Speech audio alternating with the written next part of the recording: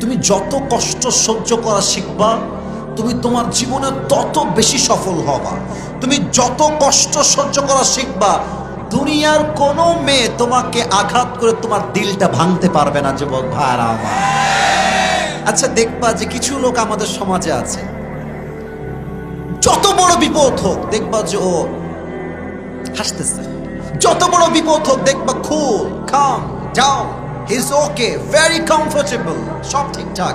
আরে ভাই, এত বড় বিপদ আপনি হাসেন কেন? এটা কে হাসতে পারে? যে তার জীবনে অনেক কষ্ট অলরেডি সহ্য করে আসছে। আমি শুরুতে সবার জন্য 3টা নসিহত পেশ করতে চাই। 3টা উপদেশ শেষ হয়ে গেলে আমি কোরআন থেকে একটি আয়াত, একটি সূরা তেলাওয়াত করেছি, এই সূরার তাফসীর আজকে আমি পেশ করব। নাম্বার 1, এটা সবার জন্য, এটা কোনো ভাগাভাগি নাই।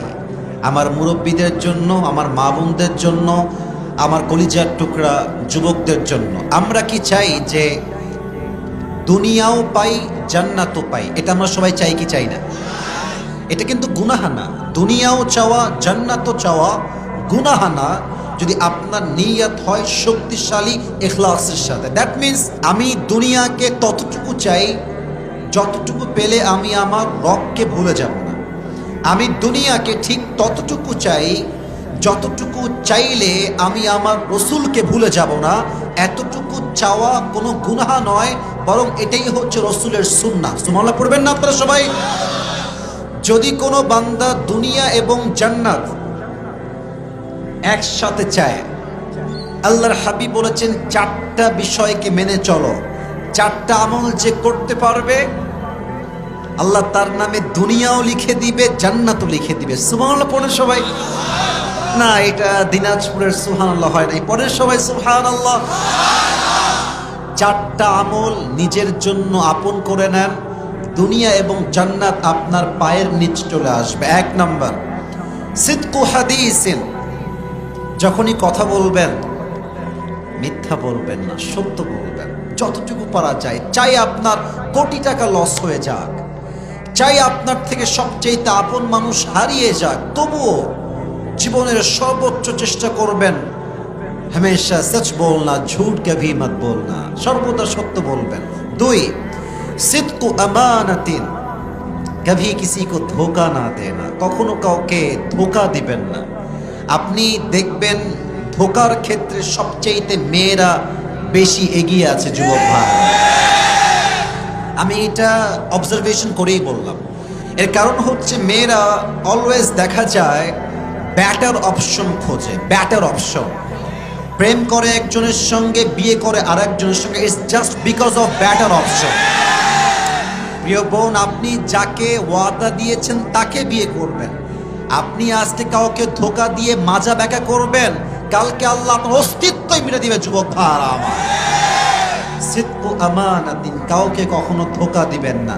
এন্ড থার্ড, সবসময় মাথায় রাখবেন 3 নাম্বার আমল হচ্ছে হুসনু খালিকাতিন, চরিত্রকে সুন্দর করতে হবে। যার চরিত্র সুন্দর, আল্লাহর হাবিব বলেছেন মিজানের পাল্লায় সবচেয়ে ভারী আমল যে আমলটা হবে, এই আমলটার নাম হচ্ছে উত্তম চরিত্র। সুবহানাল্লাহ পড়বেন না আপনারা সবাই? 4 নাম্বার আমল হচ্ছে, এটা খুবই ডেঞ্জারাস, সবাই এটা মেইনটেইন করতে পারে না। আল্লাহু আকবার। 4 নাম্বার নসিহত হচ্ছে এখানে, সকলেই চেষ্টা করবেন যতদিন বেঁচে আছেন হালাল খাবেন, হারামের 1 পয়সাও খাবেন না। বলেন না সবাই ইনশাআল্লাহ? আমি জানি যে আজকের এই যুগে হারাম থেকে বেঁচে থাকা it's a big challenge, it's a very big challenge. বেঁচে থাকা যায় না। তবে আপনি বলবেন যে যদি আমাকে আমার চাকরি ঘুষের টাকা দিয়েই করতে হয়, আমি দিনাজপুরের ছেলে, আমি মুসলমান ঘরের সন্তান, আমি ভ্যান চালায় খাবো, আমি ধানের খেতে কাজ করে খাবো, আমি মুড়ি বিক্রি করে খাবো, আমি কুলির কাজ করে খাবো, তবু হারামের আশেপাশে যাব না। যুবক ভাইরা আমার, हमेशा হালাল খানা, হারাম কভি মত খানা। যতদিন বেঁচে আছেন হালালে থাকবেন, হালালে জীবনটা সুন্দর করে দিবে একজন। বলেন সবাই, তিনি কে? 1 নাম্বার নসিহত। 2 নাম্বার, বলেন তো, আমার হাত আমি যেখানে দিচ্ছি এখানে আমাদের কি আছে? আত্মা বা হৃদয়? বলেন সবাই, আত্মা বা হৃদয়।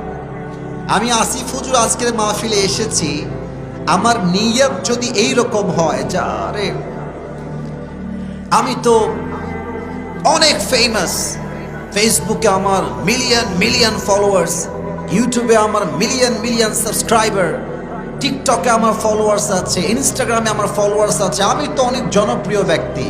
আমি যদি এই নিয়ত করে ওয়াজ করি, ওয়াল্লাহে আমি ফজর পর্যন্ত ওয়াজ করব, বাট এই ওয়াজ দিয়ে কারো 2 পয়সা হেদায়াত হবে না। কারণ কি? নিয়ত সমস্যা। এজন্য সবার পায়ে আমার হাত। ভাই, আপনি যেই কাজই করেন আগে নিয়ত ঠিক রাখেন। নিয়ত যদি ঠিকঠাক থাকে, দুনিয়ার কোন মানুষ কি বললো আই ডোন্ট কেয়ার। আমার রবের সঙ্গে আমার সম্পর্ক ভালো, পুরো দুনিয়া যদি আমার সঙ্গে ব্রেকআপ করে ফেলে, আমার 2 পয়সা কোনো পরোয়া নাই যুবক ভাই আমার।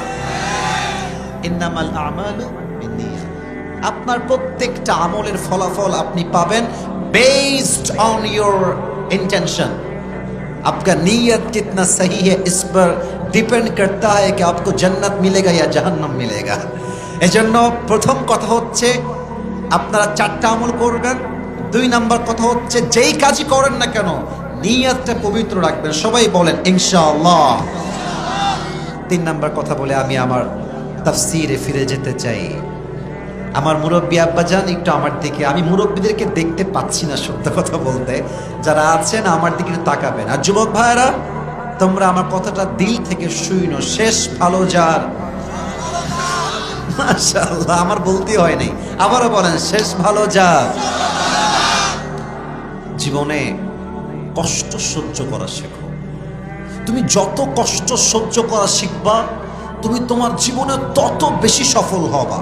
তুমি যত কষ্ট সহ্য করা শিখবা, দুনিয়ার কোনো মেয়ে তোমাকে আঘাত করে তোমার দিলটা ভাঙতে পারবে না যুবক ভাইরা আমার। আচ্ছা, দেখবা যে কিছু লোক আমাদের সমাজে আছে, যত বড় বিপদ হোক দেখবা যে ও হাসতেছে, যত বড় বিপদ হোক দেখবা খুব calm down, is okay, very comfortable, সব ঠিকঠাক। আরে ভাই, এত বড় বিপদ আপনি হাসেন কেন? এটা কে হাসতে পারে? যে তার জীবনে অনেক কষ্ট অলরেডি সহ্য করে আসছে। আচ্ছা ভাবেন, আমি হলাম মধ্যবিত্ত পরিবারের সন্তান, আপনি আমাকে যদি টিনের বাসায় রাখেন, নট আ বিগ ডিল। আরে আমি তো মাটির ঘরে থেকে আসা লোক, ঠিক কিনা বলে? কিন্তু যদি আপনি বড়লোক ঘরের, সারা দিন খায়, থাপুস থুপুস করে খায়, এসির ভেতরে থাকে, ঢাকার গুলশানে থাকে, বড়লোক ঘরে টাটকা ব্রয়লার মুরগি, ওইটা ওরে যদি আপনি মাটির বাসায় দেন, ও তারপরের দিন অজ্ঞান হয়ে মরে যাবে যুবক ভাই।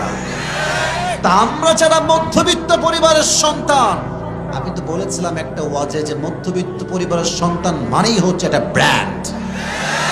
কেন? সাইকেল দিবেন চলবে, বাইক দিবেন চলবে, কার দিবেন চলবে, কিছুই দিবেন না, হাঁটতে হবে। কয় মাইল লাগবে, যেই কয় মাইল হাঁটতে হবে সেই কয় মাইল আমি হাঁটতেই পারবো, ঠিক কিনা বলেন? আপনি আমাকে আলু ভর্তা দিবেন, নো প্রবলেম, খাবো। শাক দিবেন, খাবো। ডাল দিবেন, খাবো। মুরগির গোস্ত খাবো। গরু দিবেন, তাও খাবো।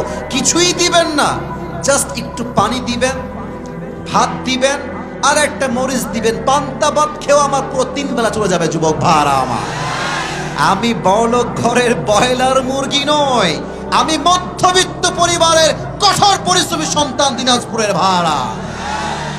জীবনে কষ্ট সহ্য করা শেখেন, যত কষ্ট সহ্য করতে শিখবেন। আচ্ছা, একটা এক্সাম্পল দিয়ে শেষ করি। আমার আমার আমার জামাটা দেখেন, আমি যেটাতে হাত, এইটা না, এইটা না, এইটা, এটা কি পাঞ্জাবি না জুব্বা? ভাই কথা বলেন, এটা পাঞ্জাবি না জুব্বা? পাঞ্জাবি হয়, হ্যাঁ, আর জুব্বা একদম টাকনু বরাবর। আমি কেন বললাম এই জুব্বাটা? কিন্তু আগে জুব্বা ছিল না, আগে ছিল একটা কাপড়, আগে ছিল একটা কি?